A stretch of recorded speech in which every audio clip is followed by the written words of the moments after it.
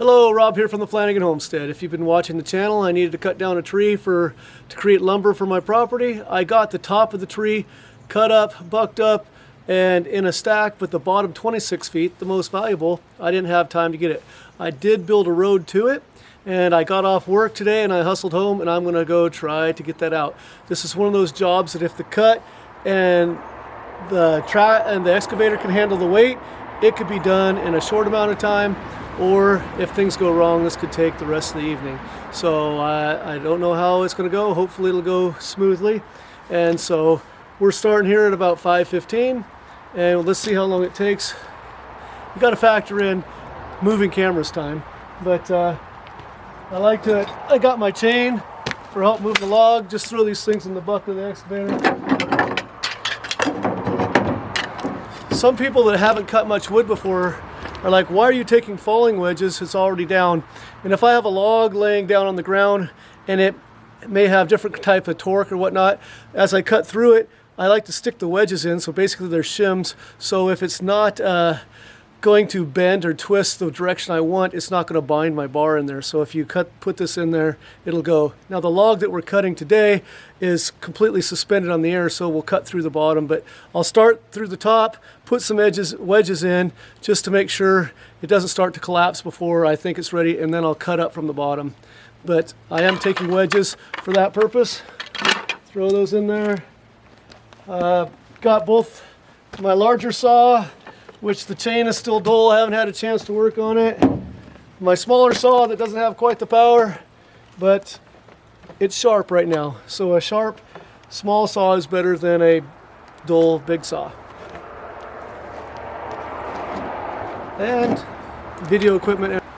So here's my safety concern. You can see that the log is still up on the stump and it's off the ground all the way up until the very end here, and this is about 26 feet long. I'm making a cut here in the middle at 13 feet. It's going to want to drop, so obviously I need to keep my saw from getting pinched in there. I'll start on the top, come from the bottom, but even more importantly, when it drops, it might want to roll to the left or the right.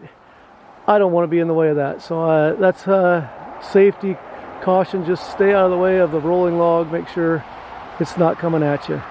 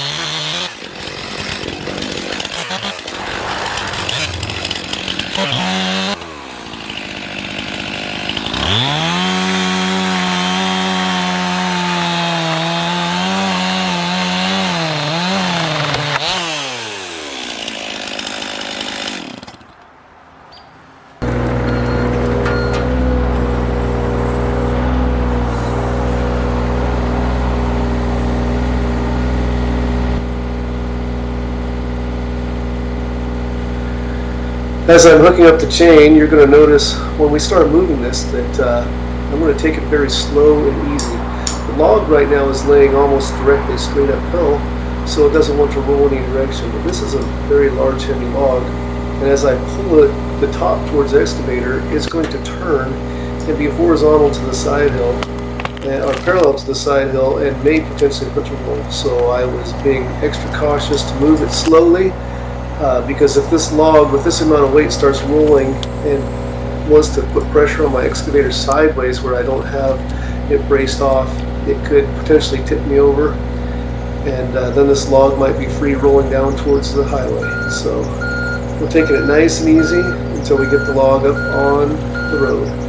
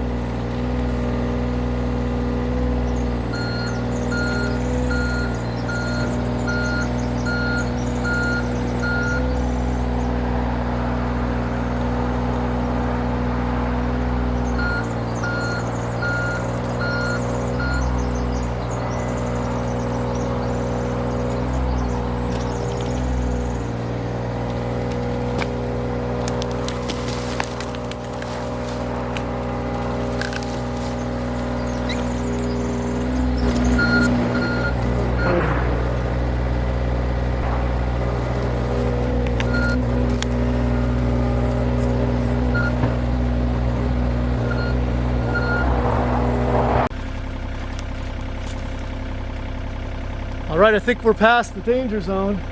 My excavator just wasn't strong enough to spin the bucket and pull it uphill, so I had to drag it up, and we're gonna have to inchworm it looks like for a while. Pull it with the bucket up, lift the front end up in the air, set it down, move the excavator back, lift up, pull it back. It's kind of slow because the chain can unhook. I don't have a true choker on here, so I have to be really careful not to have the chain drop off. But I think we're going to get this up and out and onto the deck.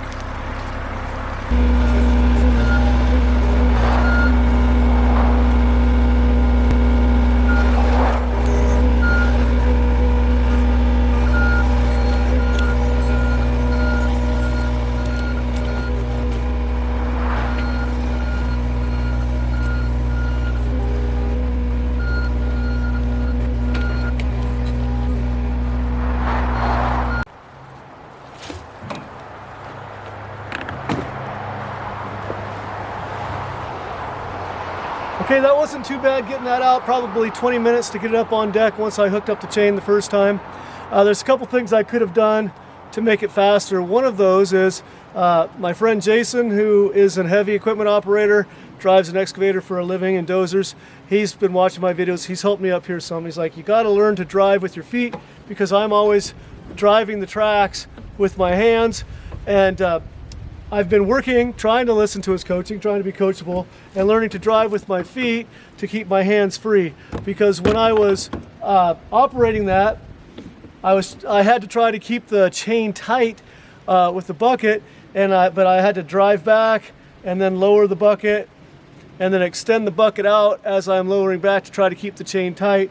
And because I'm not good with my feet yet, I'm trying to play with my hands here and then pull the boom in and tip the bucket up and all that other stuff with this, and I don't have four hands.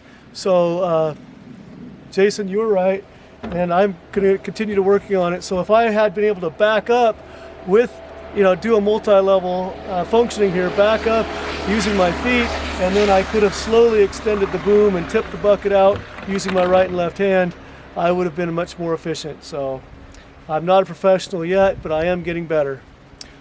On this next log, even though it's still very close to the end, it was the next section, just being another 13 feet up, it's going to be a little bit smaller diameter, and I'm thinking it might be just enough lighter that if I get the chain around it and get up here, it won't tip the excavator, and I might be able to just lift the front end off the ground and drive back. The very bottom of the log, the butt end of it was just too heavy, couldn't quite do it. This one might do it.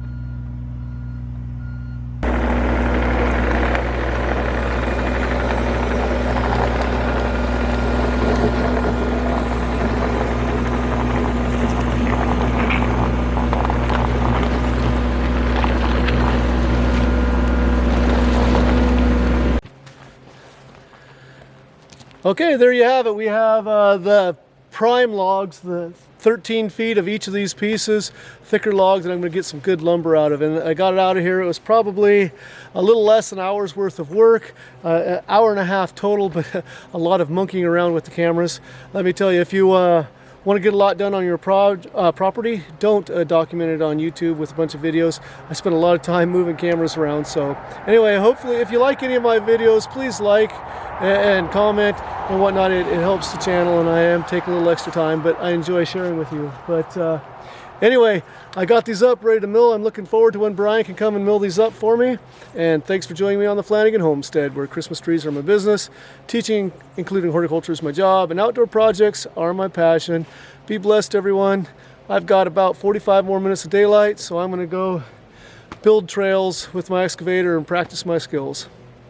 See you again soon.